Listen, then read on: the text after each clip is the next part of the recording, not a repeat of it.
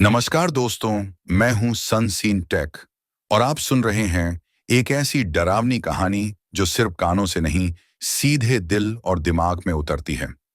यह कहानी है एक गांव की, एक रास्ते की और उस गलती की जिसे समय भी माफ नहीं करता। कहते हैं, हर गांव में कोई ना कोई ऐसा रास्ता जरूर होता है जिसके बारे में बुजुर्ग बस इतना कहते हैं कि दिन में तो ठीक है, लेकिन रात में उस ओर मत जाना।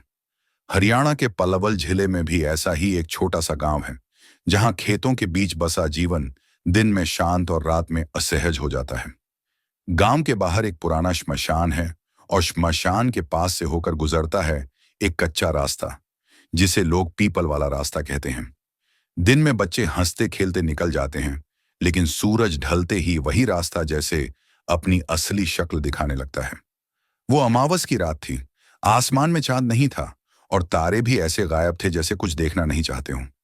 पूरे गांव में अजीब सी खामोशी थी। न कुत्तों के भौंकने की आवाज, न झींगुरों की। हवा चल तो रही थी, लेकिन उसमें ठंड नहीं थी। उसमें एक भारीपन था, जैसे किसी ने अदृश्य बोझ लाद दिया हो। उसी रात रामू शहर से लौट रहा था। रामू करीब 25 साल का सीधा साधा लड़का था, लेकिन उसकी आंखों में हमेशा एक बेचैनी रहती थी, जैसे कोई पुराना डर उसे चैन से जीने नहीं देता हो। वह बाइक से आया था, मगर जैसे ही श्मशान के पास पहुंचा, बाइक अचानक बंद हो गई। उसने कई बार स्टार्ट मारी, लेकिन इंजन ने जवाब दे दिया। चारों तरफ अंधेरा और सन्नाटा देखकर उसके दिल में हल्की घबराहट होने लगी। मजबूरी में उसने बाइक वहीं छोड़ी और पैदल ही कच्चे रास्ते से घर की ओर चल पड़ा। जैसे ही रामू कुछ कदम आगे बढ़ा, उसे लगा जैसे कोई और भी उसके साथ चल रहा है। पहले तो उसने इसे अपनी थकान समझकर नजरअंदाज किया, लेकिन तभी उसे अपने पीछे से हल्की सी आहट सुनाई दी। उसने रुककर पीछे देखा, मगर वहां कोई नहीं था। दिल ने जोर से धड़कना शुरू कर दिया। उसने खुद को समझाया कि शायद हवा या सूखी पत्तियों की आवाज होगी, और फिर से चलने लगा। लेकिन कुछ ही कदम चला होगा कि वही आहट दोबारा सुनाई दी, इस बार पहले से ज्यादा साफ। ऐसा लग रहा था जैसे कोई बिल्कुल उसके पीछे चल रहा हो, उसके कदमों की नकल कर रहा हो। रामू का गला सूखने लगा। पसीना ठंडी रात में भी उसकी पीठ से बहने लगा। अचानक उसके कानों में एक बेहद धीमी और टूटी हुई आवाज पड़ी, रुको। ये आवाज इंसानी थी, लेकिन उसमें कोई जान नहीं थी। रामू का शरीर जैसे जड़ हो गया। उसने पीछे मुड़कर देखने की हिम्मत की, लेकिन फिर भी उसे कुछ दिखाई नहीं दिया। डर अब उसके भीतर तक उतर चुका था। उसने तेज चलना शुरू किया, फिर चलना दौड़ में बदल गया। वह बस आगे बढ़ना चाहता था, इस रास्ते से बाहर निकलना चाहता था।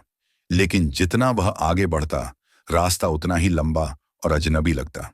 पेड़, झाड़ियां और पत्थर बार बार वहीं दिखाई दे रहे थे। कुछ देर बाद उसके सामने अचानक एक पुराना पीपल का पेड़ आ गया। उसे देखकर रामू ठिठक गया, क्योंकि उसे पूरा यकीन था कि वह इस पेड़ को कुछ देर पहले ही पार कर चुका है। इसका मतलब साफ था कि वह किसी आम रास्ते पर नहीं था। वह उसी जगह पर गोल गोल घूम रहा था। उसके पैरों में जैसे जान ही नहीं बची थी। उसी पीपल के नीचे उसे एक परछाई खड़ी दिखाई दी। पहले वह सिर्फ एक धुंधली सी आकृति थी, लेकिन धीरे धीरे वह साफ होने लगी। सफेद फटे कपड़े, उलझे हुए लंबे बाल और आंखें जो बिल्कुल खाली थीं। न उनमें डर था, न गुस्सा, बस एक अंतहीन सूनापन। वह परछाई धीरे धीरे रामू की तरफ बढ़ी और ठंडी आवाज में बोली, तू ही था जिसने मुझे उस रात अकेला छोड़ा। यह सुनते ही रामू के दिमाग में दबा हुआ सच जैसे विस्फोट की तरह फूट पड़ा। उसे सब याद आ गया। सालों पहले इसी रास्ते पर, इसी पीपल के पेड़ के पास, उसने एक लड़की से वादा किया था कि वह उसका साथ कभी नहीं छोड़ेगा। लेकिन जब समाज का डर, बदनामी का डर और अपनी कायरता सामने आई, तो वह उसे उसी रात अकेला छोड़कर चला गया था। अगली सुबह गांव वालों ने उसी लड़की की लाश श्मशान के पास पाई थी। तब से लेकर आज तक रामू ने उस सच को अपने भीतर दफन कर रखा था। परछाई ने एक कदम और आगे बढ़ाया और कहा, मैं हर रात यहां आती हूं, तेरा इंतजार करती हूं।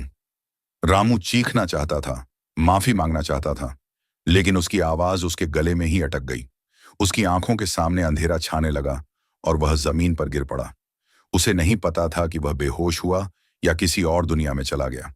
अगली सुबह गांव वालों ने रामू को उसी पीपल के पेड़ के नीचे बेहोश पाया। जब उसे होश आया तो वह जिंदा था, लेकिन उसकी आंखों में अब कुछ टूट चुका था। वह किसी से ठीक से बात नहीं कर रहा था, बस एक ही बात बार बार बुदबुदा रहा था, वो अब भी मेरा इंतजार कर रही है। उस दिन के बाद से गांव में कोई भी उस रास्ते से रात में गुजरने की हिम्मत नहीं करता, और कहते हैं कि अमावस की रात उसी पीपल के नीचे आज भी एक सफेद साया किसी का इंतजार करता है।